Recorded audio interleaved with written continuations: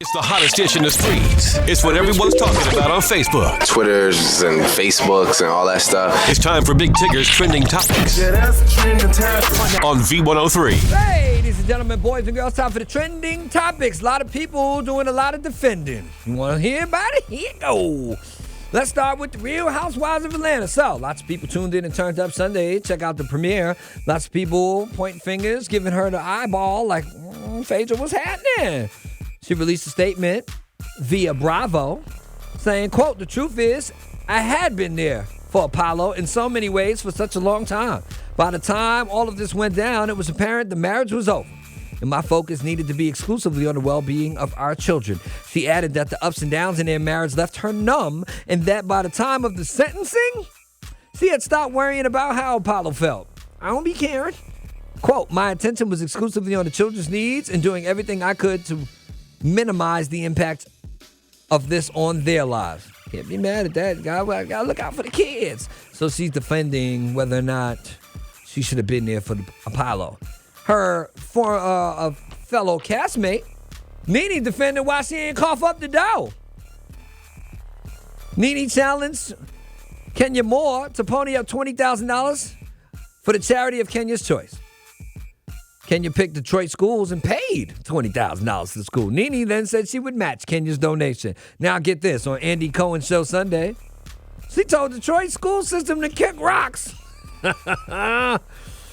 She said the statute of limitations had run out on her promise.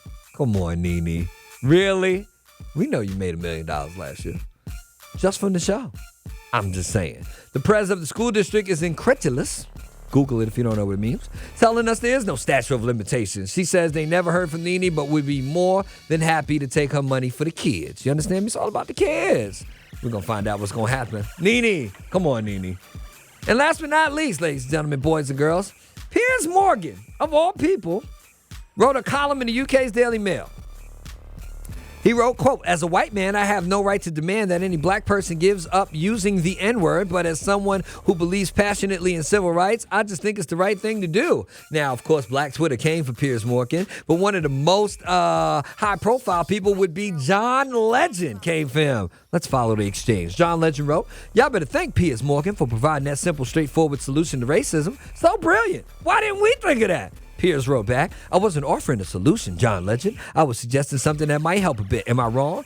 John Legend wrote, "I didn't think of countless things that could help more." Piers said, "So can I, but that doesn't mean what I suggest is wrong." Legend said, "Assume black people stopped saying the word and then white people had no excuse to say it. What exactly would that solve?" Piers said, "I respect your opinion, but I never claimed it was the biggest race issue.